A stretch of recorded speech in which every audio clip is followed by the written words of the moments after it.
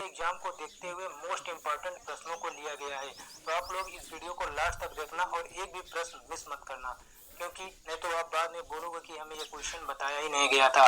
तो इसमें जितने भी प्रमुख वंश हैं उनसे जितने भी क्वेश्चन बनते हैं सबको लिया गया है। तो चलिए देखते हैं क्या क्या प्रश्न बनते हैं दक्षिण भारत के इतिहास से। तो सबसे पहले देखते हैं पल्लव वंश जो था वो 575 से 897 ईसा पूर्व तक 897 ईस्वी तक था।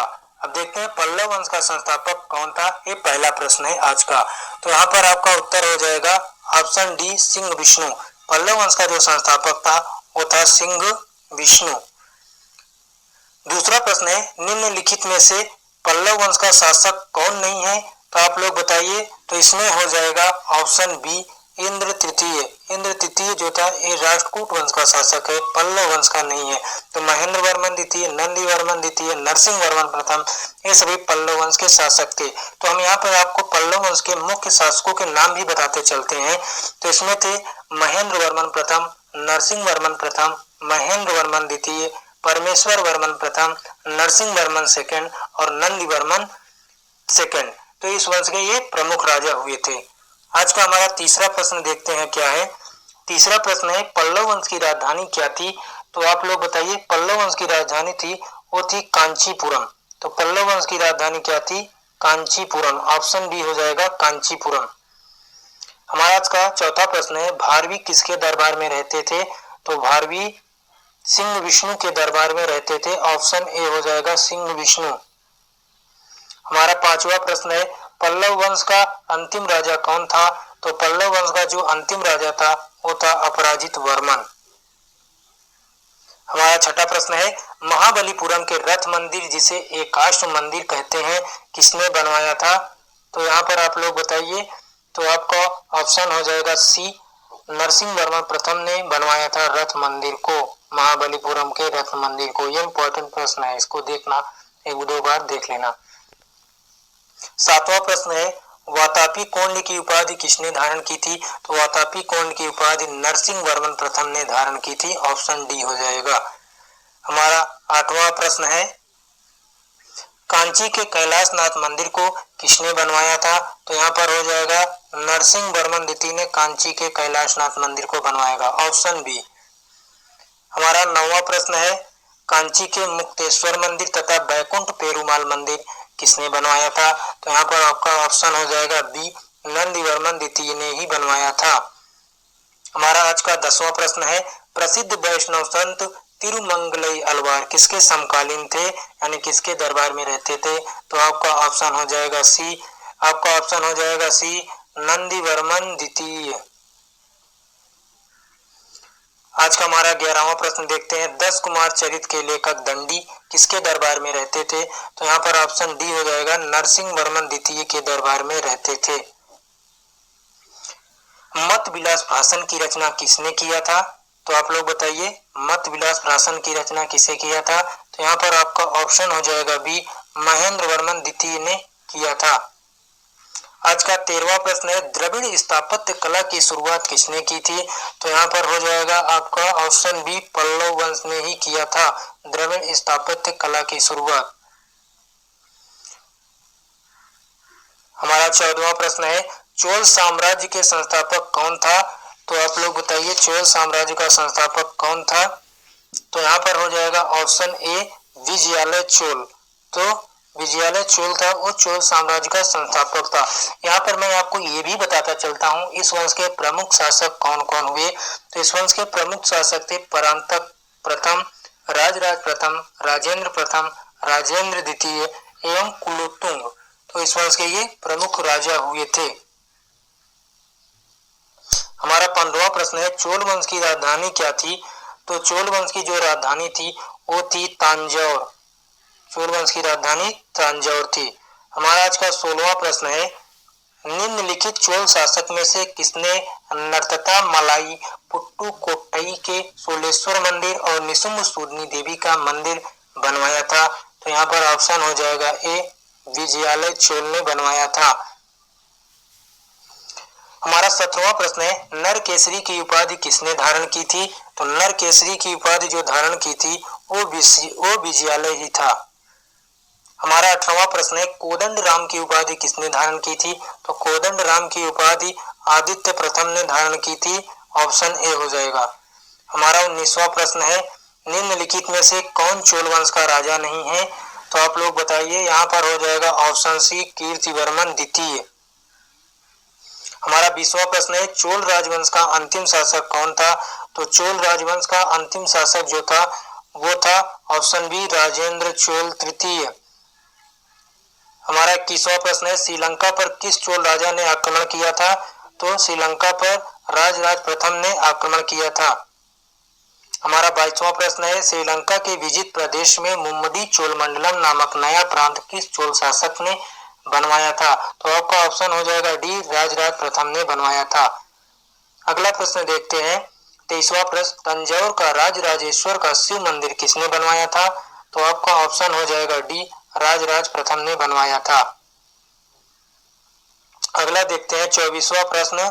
24वां प्रश्न है, बंगाल के पाल शासक महिपाल को किस चोल शासक ने पराजित किया था? तो यहाँ पर आपका ऑप्शन हो जाएगा ए, राजेंद्र प्रथम ने पराजित किया था। हमारा 25वां प्रश्न है, गंगई कोल्ड चोल की उपाधि किसने धारण की थी? तो आपका ऑप्शन हो जाएगा सी, राजेंद्र प्रथम ने धारण की थी। हमारा 26वां प्रश्न है, चोल गंगनम नामक विशाल तालाब का निर्माण किस चोल शासक ने करवाया था? तो आपका ऑप्शन हो जाएगा बी, राजेंद्र प्रथम ने करवाया था। हमारा आज का 27वां प्रश्न है, राष्ट्रकूट राजवंश का संस्थापक कौन था? तो राष्ट्रकूट राजवंश का संस्थापक जो था वो था दंती दुर्ग। तो राष्ट्रकूट राजवंश का संस्थापक दंती दुर्ग था, जिसने 552 ईस्वी में इस वंश की स्थापना की थी। तो हम लोग यहाँ पर आपको बताते चलते हैं इस वंश के प्रमुख शासक कौन कौन थे। तो कृष्ण प्रथम था, ध्रुव, गोविंद तृतीय, अमोघ वर्ष, कृष्ण द्वितीय, इंद्र तृतीय एवं कृष्ण तृतीय, ये इस वंश के प्रमुख राजा हुए। आगे देखते हैं 28वां प्रश्न, राष्ट्रकूट वंश की राजधानी क्या थी? तो राष्ट्रकूट वंश की राजधानी थी ऑप्शन सी, मान्यखेत। 29वां प्रश्न, निम्नलिखित में कौन राष्ट्रकूट वंश का शासक नहीं है? तो आप लोग बताइए इसको। तो यहाँ पर हो जाएगा ऑप्शन डी, जयसिंह नहीं है। इसमें से कृष्ण प्रथम था, ध्रुव था, गोविंद तृतीय था, जयसिंह नहीं था। अगला प्रश्न देखते हैं क्या है, एलोरा के प्रसिद्ध कैलाशनाथ मंदिर का निर्माण किसने करवाया था? तो एलोरा के प्रसिद्ध कैलाशनाथ मंदिर का निर्माण कृष्ण प्रथम ने करवाया था। ऑप्शन ए हो जाएगा। अगला प्रश्न है 30वां प्रश्न, राष्ट्रकूट वंश का पहला शासक कौन था जिसने कन्नौज पर अधिकार करने हेतु त्रिपक्षीय संघर्ष में भाग लिया था? तो आप लोग इसको बताइए। तो इसका उत्तर हो जाएगा डी, वो ध्रुव था। अगला प्रश्न देखते हैं 32वां प्रश्न, त्रिपक्षीय संघर्ष में भाग लेकर चक्रा युद्ध एवं उसके संरक्षक धर्मपाल तथा प्रतिहार वंश के शासक नागभट्ट सेकंड को किसने पराजित किया था? तो आपका ऑप्शन हो जाएगा बी, गोविंद तृतीय ने पराजित किया था। 33वां प्रश्न है, पल्लव, पांडे, केरल एवं गंग शासकों के संघ को किसने नष्ट किया था? तो यहाँ पर हो जाएगा आपका ऑप्शन ए, गोविंद तृतीय ने नष्ट किया था। कवि राजमार्ग की रचना किसने की थी? यानी कन्नड़ भाषा में कवि राजमार्ग की रचना किसने की थी? तो आपका ऑप्शन हो जाएगा सी, अमोघ वर्ष ने किया था। ऑप्शन सी, अमोघ वर्ष। अगला प्रश्न देखते हैं, अरब यात्री अलम सूदी किसके शासनकाल में भारत आया था? तो आप लोग बताइए। तो यहाँ पर होगा आपका ऑप्शन डी, इंद्र तृतीय के शासनकाल में भारत आया था। 36वां प्रश्न, वातापी के चालुक्य वंश का संस्थापक कौन था? तो आप लोग बताइए, वातापी के चालुक्य वंश का संस्थापक कौन था? यहाँ पर हो जाएगा ऑप्शन सी, जयसिंह। तो वातापी के चालुक्य वंश का संस्थापक जयसिंह था। अब हम लोग इस वंश के प्रमुख शासकों को भी देखते चलते हैं। इसमें था पुलकेशियन प्रथम, कीर्तिवर्मन प्रथम, पुलकेशियन सेकंड, विक्रमादित्य, विनयदित्य एवं विजयादित्य। और इस वंश का सबसे प्रतापी राजा जो था वो था पुलकेशियन सेकंड। अगला प्रश्न देखते हैं 37वां प्रश्न क्या है, निम्नलिखित में से कौन चालुक्य वंश का शासक नहीं है? तो आप लोग बताइए। यहाँ पर हो जाएगा ऑप्शन सी, सोमेश्वर इस वंश का शासक नहीं था। बाकी विनयादित्य, विक्रमादित्य, पुलकेशियन द्वितीय इस वंश के शासक थे। अगला प्रश्न 38वां, जिनेन्द्र का मेघुती मंदिर किसने बनवाया था? तो आपका ऑप्शन हो जाएगा डी, पुलकेशियन द्वितीय ने जिनेन्द्र का मेघुती मंदिर बनवाया था, ऑप्शन डी। आज का 39वां प्रश्न है, किस चालुक्य शासक ने हर्षवर्धन को हराकर परमेश्वर की उपाधि धारण की थी? तो आपका हो जाएगा ऑप्शन डी, पुलकेशियन द्वितीय ने हराया था। आज का 40वां प्रश्न है, वातापी का निर्माणकर्ता कौन था? तो वातापी का निर्माणकर्ता था वो था कीर्तिवर्मन, ऑप्शन बी, कीर्तिवर्मन। 41वां प्रश्न है, मालवा को जीतने के बाद किस चालुक्य शासक ने शकलोत्तर पथनाथ की उपाधि धारण की थी? तो आपका ऑप्शन हो जाएगा ऑप्शन ए, विनयादित्य। 42वां प्रश्न है, पट्टदकल में विरूपाक्ष महादेव मंदिर का निर्माण किसने करवाया था? तो आपका ऑप्शन हो जाएगा सी, विक्रमादित्य द्वितीय की पत्नी लोक महादेवी ने करवाया था। चालुक्य वंश वातापी का अंतिम राजा कौन था? तो आपका ऑप्शन हो जाएगा डी, कीर्तिवर्मन द्वितीय था चालुक्य वंश वातापी का अंतिम राजा। 44वां प्रश्न है, वेंगी के चालुक्य वंश का संस्थापक कौन है? तो वेंगी के चालुक्य वंश का संस्थापक जो था वो था विष्णुवर्धन। तो अभी हम लोग इस वंश के प्रमुख शासक को भी देखते चलते हैं। इसमें था जयसिंह प्रथम, इंद्रवर्धन, विष्णुवर्धन द्वितीय, जयसिंह द्वितीय एवं विष्णुवर्धन तृतीय। ये वेंगी के चालुक्य वंश के प्रमुख राजा हुए थे। इस वंश का सबसे प्रतापी राजा जो था वो विजयादित्य तृतीय था, जिसका सेनापति पांडुरंग था। आगे देखते हैं 45वां प्रश्न क्या है, वातापी के चालुक्य वंश का संस्थापक कौन था? तो